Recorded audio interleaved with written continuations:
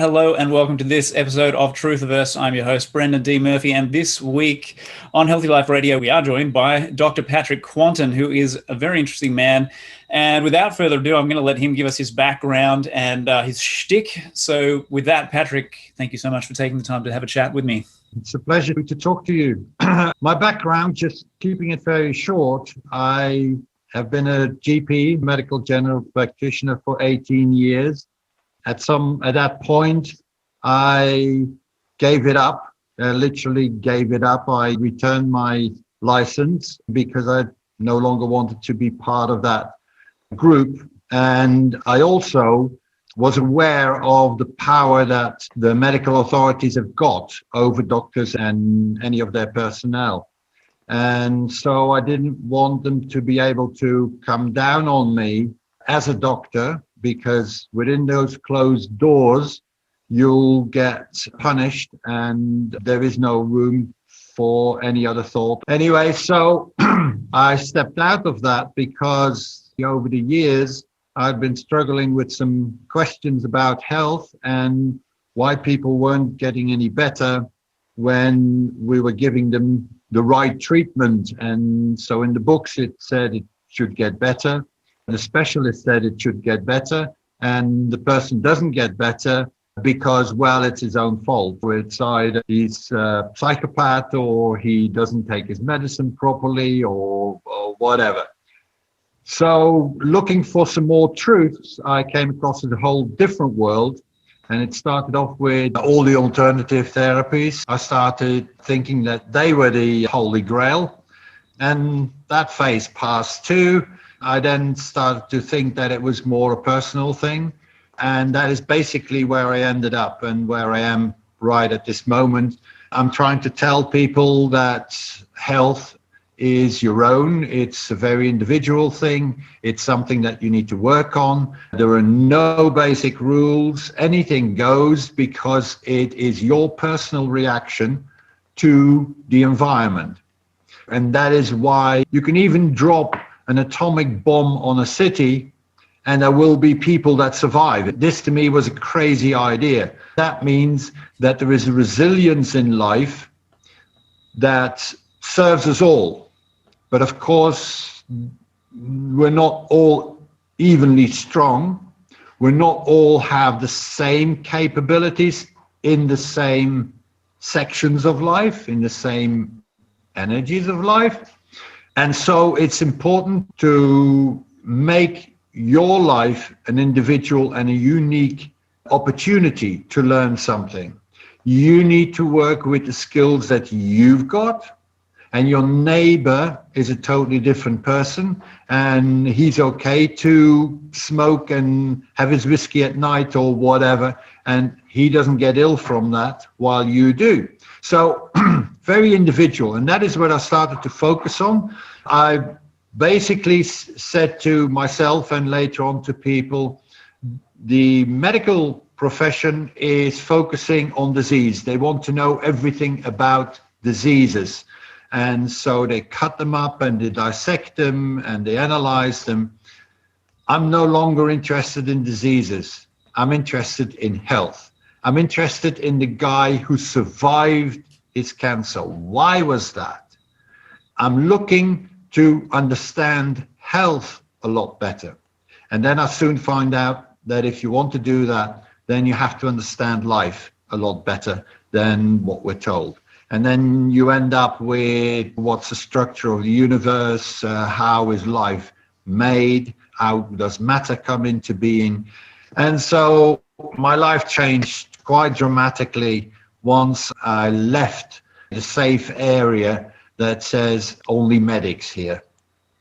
Sure. Okay. So do you have a name for your kind of approach or your model for dealing with health and disease? When people who ask me what I do, I tell them that I fiddle with health. Okay. You're a fiddler. Yeah, I'm a fiddler. I just play around a bit and mainly trying to steer people away from false information. The fake news, but the fake news is not what they call the fake news. The fake news is what they put out. And so I'm trying to make people see why certain things are not working for them. And they can then make up their own minds what to do. In fact, in order to stay balanced, to stay healthy, it's not that difficult. But the basic requirement is that you understand yourself a lot better. And if something goes wrong then, which people name as mistakes, when something goes wrong, you observe that and you learn from that. And that means that you then know yourself a little bit better again. And that means that you have more control over your health and the balance in your life. Sure, absolutely. And so would you say then that maybe you look at, say, certain symptoms of disease, you see them as adaptive responses or creative, intelligent responses to environmental stimuli? They're definitely responses. There is no doubt about that. When people don't know me very well and they come in and I ask them to tell the story, they invariably start off with telling me the diagnosis that they've had, as if I know what diabetes means. I don't know. I don't know what it means for you. Yeah. So I have to correct them and say, no, stop that. It doesn't mean anything to me. Just tell me what you feel, what you experience. So how they feel their lives.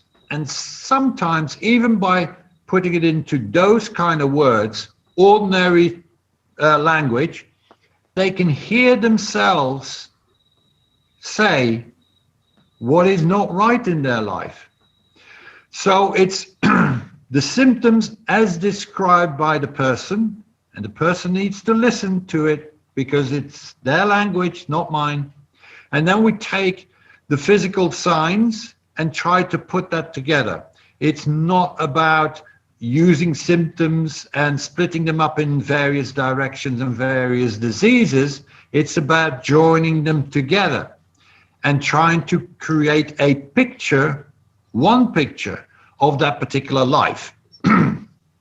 And from there, they can then start the journey of learning how their life has been shaped, how it came about, what the main forces were in that life. And then they can see the reaction that they've had, maybe as baby, as small children, as young adults, and so on, to that changing environment or to that environment that was fixed and that they couldn't get out of. All right, great. So this is making a lot of sense to me, especially in terms of some of the other stuff I've been digging into. As far as the environmental thread is concerned, then we could continue that thread or we could steer it towards the thing we've been dealing with this whole year, this pandemic, this scamdemic thing. I think one of the things you've talked about in an interesting way is the role of the mind and the mindset of people in terms of their outcomes and what happens to their health or doesn't happen to them. For almost the whole year so far, we've been subjected to endless fear porn, endless manipulation of the mind and constantly trying to get people into a state of perpetual fear and paranoia and neurosis. They're being invaded from outside by these invisible tiny things they can't see. Maybe you could talk to that a little bit as well, because you have some interesting things to say along those lines. Yes, I think once you start seeing that the environment is extremely important to an individual, so therefore to the group as well. But here we make the same mistake, and that is that we think that we all need a particular environment to be healthy in. And that is not the case. Just as we don't need a particular diet. Go and tell an Eskimo that he needs to become a vegetarian. It's a crazy notion. You don't do that. Every individual needs a particular environment.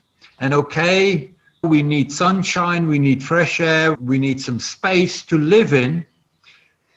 But then the definition of how much sunshine, what kind of sunshine, from the north to south, wherever, what kind of air, is that a sea air, is that a mountain air? Those are different kinds of airs. That depends on the individual, and the individual should have the choice to match the outer environment to the inner environment. Now, in the outer environment, there are all kinds of dangers. You could die, you could be killed by the outer environment. Of course you could, That goes for any tree as well as for any animal. And that's what we are. We are animals. We have been created by nature. Then, because the visible, the tangible dangers of nature are not enough for governments, for authorities to create enough power over the people. Why? Because people know these dangers. They live with them. They can see them. They can taste them. They grow up in them. So they've been educated in those dangers. And then the trick happens, and the major trick comes from the medical profession. The first trick was to say that these illnesses are caused by little animals that we couldn't see, but that were there. And they invaded the body, destroyed the body, and you, poor victim, could do nothing. The only thing you could do is not to avoid them. Now, there's a good one. How do I avoid something I can't see? So, in real terms, bacteria and fungi were the main things. And then it happened that researchers actually found these little animals. They were visible. They were there. They were visible under a microscope. So now the story that was put out before we'd seen these animals was proven. There they are. These are the little creatures that make you ill. Now stamp on them, kill them. And we're going to do that for you. And when we kill them all, there'll be no more of these diseases. Ha! It went the other way. The more they killed them, the stronger they became. The story, however, stayed. And that is, be afraid of invisible dangers that enter your body and destroy your cells. Now, they found these little creatures, and gradually we found that maybe they're not all bad. Okay, you can find them in diseased tissue, but hey, you can find them in healthy tissue. Hey, you can find them outside, you can find them in rivers, you can find them anywhere. And then researchers started to say, hey, these little creatures actually are creating life. They're not destroying it, they're creating life. Then the medical profession went, whoa, no, there are other invisible creatures that invade your body, that attack you and make you ill. They're called viruses, and they do exactly the same, but on a smaller scale. The bacteria invade your body. This virus is so small, you can't see it. It's so small, and it invades the cell of your body. Each of those cells, and then those cells create a lot more of these little creatures, and then you die. So the story continued, and the search for these animals continued. The electron microscope brought pictures, and on those pictures they said, there they are. That's the bugger. That's the virus. Right? But what people don't understand is that electron microscopic pictures of a moon or a Mars landscape. It's a world that we haven't seen, we haven't visually made contact with. And so if I say that this little gray blob here, that is a virus, I'm the first one to look at it. So I call it whatever I like. So they call little gray blobs on those pictures viruses. They're still pictures, right? These things don't move. So we don't even know whether it can move or not. Actually, researchers do know. These things don't move. They get shoved about. And now we're so far in research and in science that we know that these things are not moving into the cell, these blobs, they've been pushed out of the cell by cells that are already ill. The medical profession don't accept that answer. They don't accept that research. They don't accept that science. They want to, they need to stay with the picture, the story of invasion, because that is where their power lies. They are the only ones that know about these creatures. So they are the only ones that can destroy them for us, right? Now, you can't destroy them. And I said the cells were already diseased and they were pushing these little blobs out. Now that ties in with other scientific knowledge, and that is everything is energy. Matter is created out of energy. It's condensed energy. It's fixed energy. And that means that the matter that we see, all living creatures included, are at the center of their energy field, where by compression it manifests. So therefore, those bacteria, they are visible, they live just at the spot where they have been created. And that is what scientists have said and have proven over the last 200 years, have proven that bacteria inside a diseased tissue or diseased organ actually originate from there. So with the living creatures, we've been able to demonstrate that they indeed come out of that diseased tissue.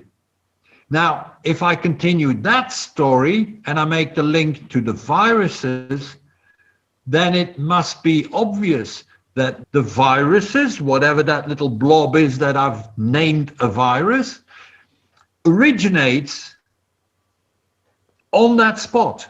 Now, the spot here is inside the cell, just as with bacteria it was inside the tissue.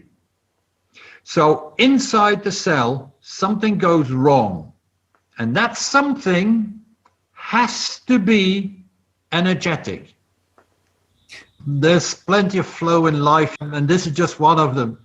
So the matter is condensed energy at the center of its energy field. So anything that shapes the matter or that makes the matter function comes from energy. It exists in energy first. So it exists in frequencies and vibrations first, and then some of those vibrations gets fixed into a particular matter. That can be an oxygen atom, or it can be any living creature. So inorganic and inorganic matter, all matter sits at the center of its own energy field. And any changes to that matter start in the field first. So it's the non-visible stuff, the non-material stuff that creates the material stuff and that alters it. When there is changes within the material stuff, they come from your own energy field. And this is the crucial bit in the health and healthcare that we need to move into, my opinion. And that is, when you're a living creature in the center of your field, the environment is on the outside of your material bit. The two energy fields, the energy field of your outside world and the energy field of your own world, they meet up. They take up the same space, just as various radio stations all enter my house at the same time, and they're all there. They take up the same space. So now what will alter my energy field are impulses that are there in the field of the environment. But here is the thing. I'm a living creature, and I decide, mostly unconsciously, of course, but I decide what information of that nature I take in.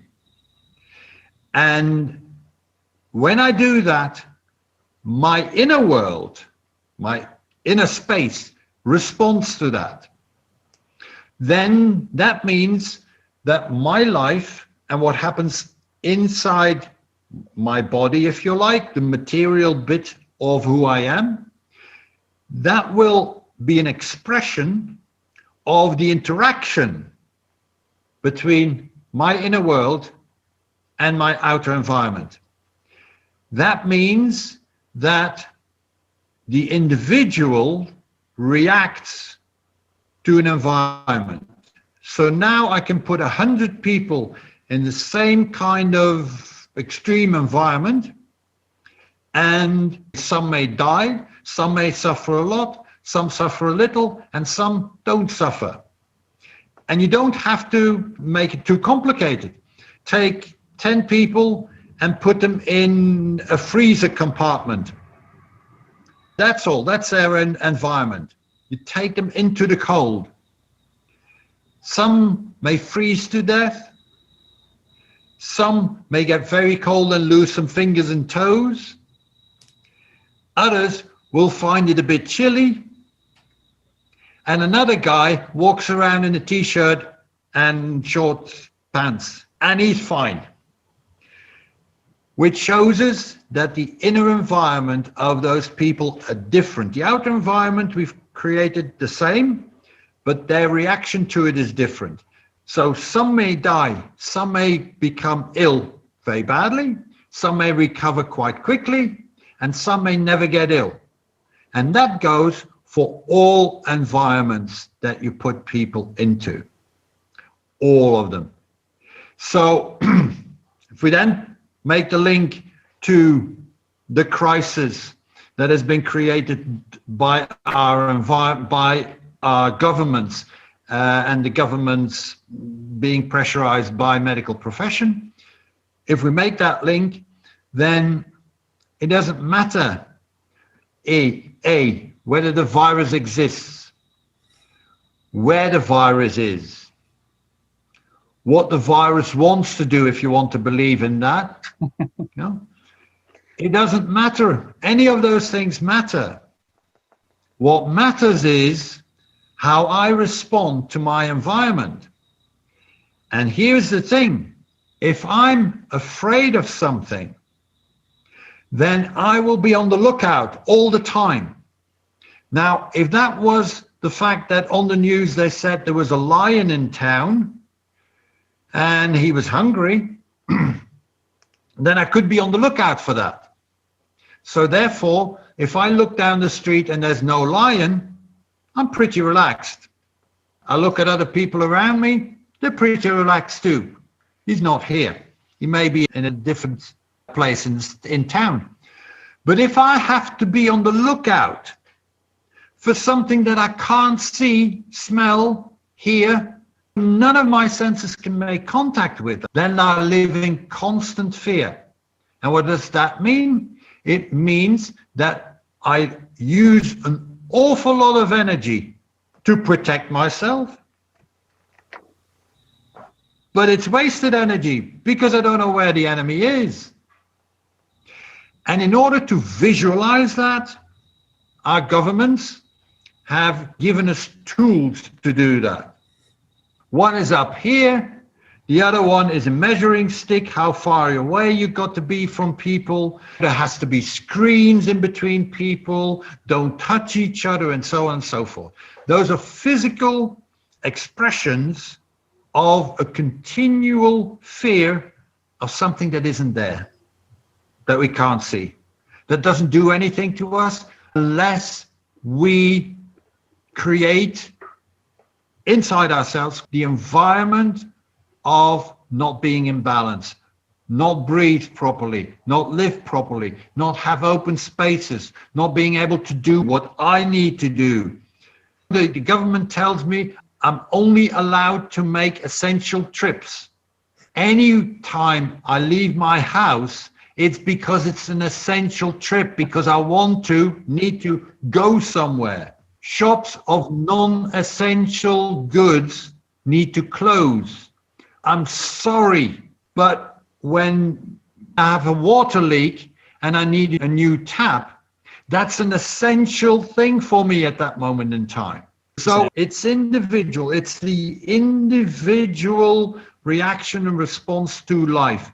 But if we make that a group fear, then we have them all together, all penned in, and we can't escape anymore. Oh, I think that's a really important discussion to have, because we're seeing the emergence of a very toxic kind of collectivism. And this has many layers of social engineering and brainwashing that's been going on for decades behind it, which most people are completely unaware of. But I'd love to hear your thoughts on that side of the coin. Yeah, you're absolutely right. The only thing that I think is important for people to start to realize is that system comes from the medical profession. It's the medical profession who have perfected this system. We believe that we are treated as an individual by the medical profession. When we become ill, they're going to investigate you as a person and so on and so forth. It's total nonsense.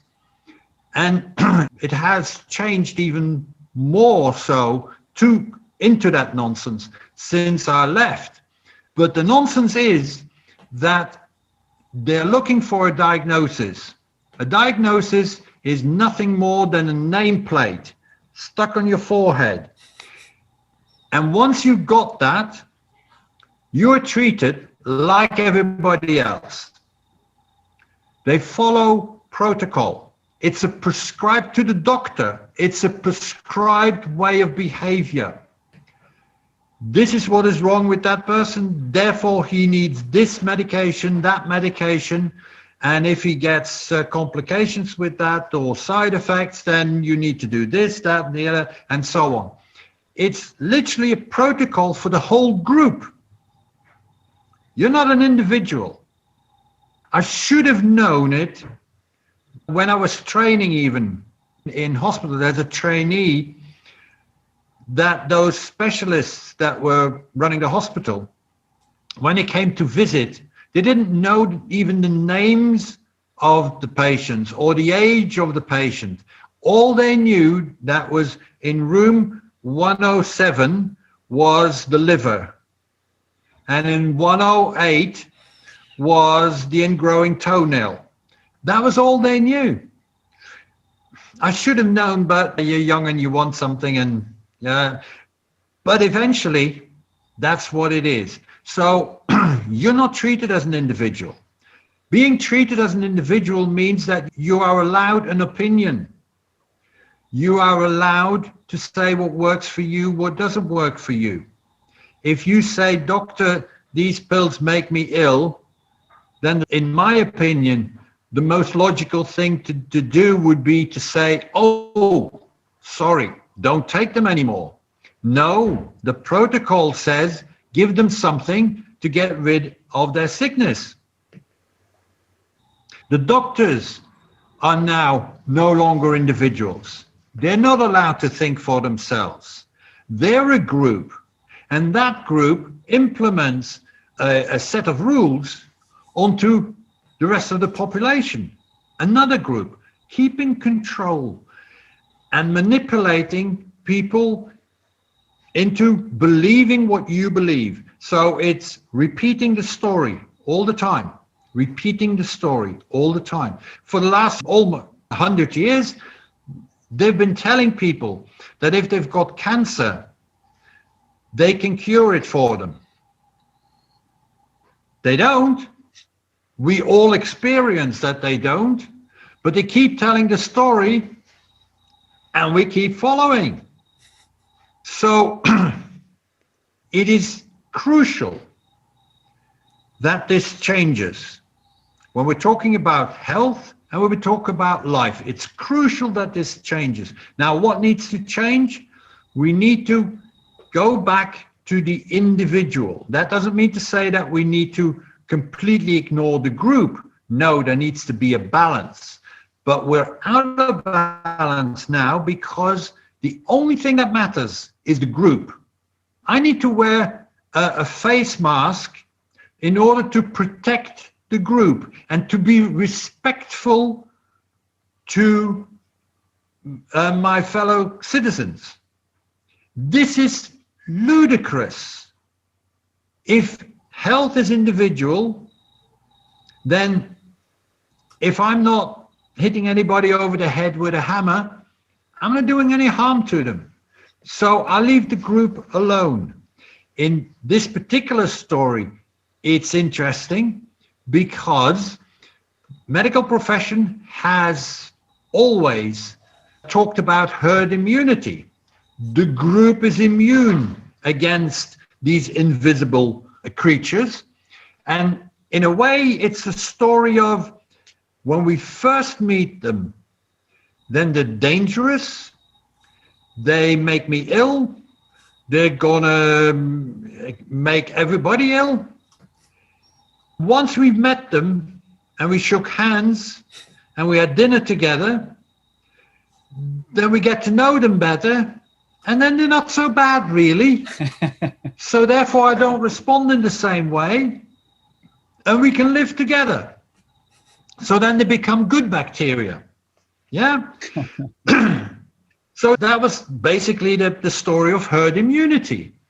And researchers know you don't even have to have a physical contact with those bacteria in order to become immune. We pass on immunity, like trees pass on immunity against certain infections and so on. So then the group becomes immune. The group becomes protected. They do this all by themselves. The individuals are no longer afraid of these invisible animals. And because they're not afraid, it doesn't do anything to them. They just walk past them. So now, interestingly enough, herd immunity has become a big problem because it's not happening. With all the testing that they're doing,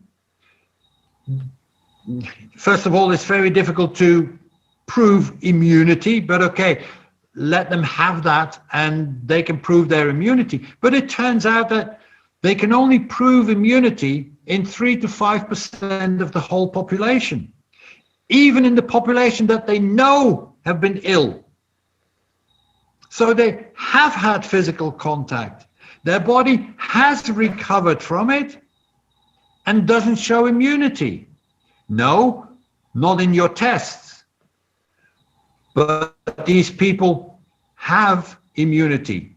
And now, last week, I read an article in newspaper saying researchers have now found that more and more people are getting a second infection of this particular virus. They're getting ill again. And I'm thinking, yes, because the story before that was, I get to meet this guy, we go out for a few drinks, we have a meal together, we get to know each other, and now he's not so bad. I don't have to be afraid anymore. What have they done this time? First time in history, they keep us afraid. Keep everybody afraid, whether you're immune by their standards or not, whether you've had it before or not, it doesn't matter. If your energy field is still vibrating in fear, it will shake the physical matter at its center. It will shake it out of balance, out of its normal behavior. It goes ill. I think that was brilliantly explained. I wanted to ask Patrick about the idea of mosquito-borne diseases and viruses. Him picking that apart was quite interesting. So Patrick, take it away. Okay. Now, more and more in modern times, we hear stories from the medical profession of diseases that have been caused by animals, leeches, mosquitoes, bats, birds, whatever. So again, what is interesting is that they're not talking about bacteria or fungi that we take on from these animals. These are always viruses that we take on. Now, we take on something from the environment. That is how it's been put. Now, very often in the stories, there's no physical link. Oh, I was bitten by a bat yesterday. In my own practice, I noticed that people had Lyme disease and had never been outside, never met a leech, didn't know what it looked like, whatever. So to me, those stories didn't ring true at all. Now, take the story of getting bitten by a mosquito or a spider or whatever. Now, there are only two reasons why that should happen. One is you scared that animal. It got very afraid and the bee stung you or whatever. The other reason is the animal was looking for you because you're food. Now, here again, when my parents went out for a walk in the woods, why was it that every time my mother came home with mosquito bites and my dad, who walked right next to her, never got one? It made me think that it wasn't the mosquito who was at fault and was attacking. It made me start to think that it was something inside my mother. The blood of my mother was different. And so it's the food thereafter, which means if a mosquito, let's take that example, if a mosquito comes and bites you, and it's not because you disturbed it, it was looking for you, and then its mates are coming and they're biting you as well. It means there is food inside you. Now, when you're in balance, they don't bother you, which means you're out of balance, which means you're already ill. Maybe not to the point that you get a lot of symptoms, but you are moving in that direction. And those animals, they come and feed off that, and by doing so, they leave a tiny little bit, a homeopathic injection of poison, what is poison to us, inside my body. So my body then responds to that by starting to clear out. And that's the disease. That's the expression of the disease. So what do we see here? Environment, inner world, interaction between the two, and the reaction from my inner world to my environment. The environment is showing me where I'm going wrong. And I respond to that spontaneously in a natural way. Now, that same mechanism happens spontaneously with children. We have a lot of normal infectious diseases, children diseases. And a lot of these infections relate to certain ages.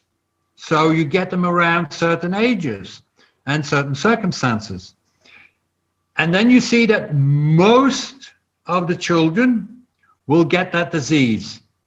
Not all of them, or at least not all the expression of that disease. Now, certain ages, that means changes within the body. That means these children are growing up. From babies, they become toddlers, and then they become children. And so it's an evolution stage that the child goes through. It reaches a certain point, and the material structure as it was made and as it has been functioning up to then is no longer adequate. We need to refurbish, or we need to change the shape of the kitchen, or we need to expand the bathroom. So we're going to reshape that inner structure because the child is ready for that. The energetic world, the energetic field has changed so much that now, in the first place, we get destruction of part of the cellular compounds, and therefore these cells will die. That is rubbish that needs to be cleared out. It's a particular rubbish because it's a particular renewal or refurbishing of that particular tissue. So it's particular waste that comes out that has been excreted in a certain way. And on the outside, we then see skin eruptions, we see fever, we see redness, we see vomiting, whatever it is. Things or signs that says we're clearing out. It's a natural process. There's nothing wrong with it. Hardly any of those children end up with serious problems. The serious problems that we see have started after they started vaccinating. I can still remember it. I was sitting in my chair watching the BBC News one evening, and I literally fell off my chair because there was a man in a white coat, a specialist doctor, on the news who told me that measles was a killing disease. I'd never heard of that. In my whole of my career and my medical studies, I'd never heard of that. Measles was a killing disease. What? All of a sudden, the people needed to know this because we needed to vaccinate. The problem started after the vaccinations. Normal children infectious diseases don't come from outside. They come from inside. And they come at certain times, certain periods of your life, because you're ready to make the step into the next phase of your life. And that is a natural thing. Primitive people are much more aware of these things, and they actually have ceremonies for that. Now, the only ceremony that I can remember in that respect is that when in a village in Europe, a child had measles, then the mothers would organize what they would call a measles party. And they would bring the children of the same age group, 4 to 6 year olds, bring them together, and hopefully mine will get it too then, because we're ready for it. Now, that looks as if we're passing on a virus. No, we're putting children in an environment, we're bringing them together. First of all, there's no fear. None of these mothers are afraid that a child might get measles. No, they want them to get measles because it would show that the child is growing up. We bring the children together within an environment. What is that environment? One of these children has got spots and has got a bit of a fever, and now we let them play together. And what is the message of that environment? Is it, guys, it's okay to get measles. It's okay to grow up. And what do we see? Quite a number of the children at that party will become ill, will get the measles. So what? Now they're stronger. They've grown up. We take medical profession, all that away from people, puts it on them, give them the power to decide when you should be ready. And by vaccinating, they're actually making sure you're never ready to face the outside world. You remain a very weak person. And unfortunately, that is exactly what we see the vaccine programs have done over the years, Patrick. That was beautifully put. It's been fascinating. Firstly, I want to thank you so much for taking the time to chat with me and share your wisdom. What is it that you would give people to take away? What's your sort of parting message or sentiments, if you have one at all? And then please tell people where to follow you and check out more of your work. This is the revolution that we're actually living in right now. Become your own individual. Don't be afraid to be your individual. Have your own thoughts. Don't worry about whether they're right or wrong. What is important is that they are your thoughts, your feelings, your experiences, your needs, because we need to look after the individual much more than we have done in the last 50 years. So the needs of the individual need to come up to rebalance the need of the individual versus the need of the group. So be yourself. Now, the other thing is, you can talk all you like. just as I do, it doesn't make any difference. No, it's what you do that makes a difference. It's the actions that we take that makes a difference, because that changes our environment. It makes it quite clear to other people, but to the rest of our environment as well, what we want, what we stand for, and what we need. That is important. Therefore, I'm not important. I'm not important to any of you. You need to look at yourself. You need to get to know yourself better. So observe yourself very well. All I can do is write some articles, spout my own truth, and if that is a bit of a help or a bit of a guidance to you, then that's fine. I have 2 websites that I publish on. One is actually the traditional website, in the sense that I've been putting out articles on there, and I've been filling it up, and that is activehealthcare.co.uk. And then a few years ago, I started another website, and we're focusing specifically on self-empowerment. What is it that an individual can do to grab back their own power? The idea of the website is that anybody who has got something to say on that, or has got suggestions to make to other people, that we can publish that on that website. The website is pqliar.net. And PQ is first letters of my name, Patrick Quanten, PQ, and then liar. You can also read it as peculiar.net. Very clever. I like that. Patrick, I'm going to have to wrap it up there. Unfortunately, we'll have to stop. We're out of time completely. Thank you so much again, ladies and gentlemen. Patrick Quanten has been our special guest this week on Truthiverse. Thanks so much for joining us. I've experienced censorship on no less than 4 different platforms so far, so if you'd like to help me get my work past the censors, please do subscribe and share it around for me. And also remember to join me on truth.network, which is the platform I created for our conscious community to connect and gather away from the censors after Facebook shut down our page in 2018. So head over there, create your free account at truth.network. It's TROOTH, and I'll see you inside. Take care.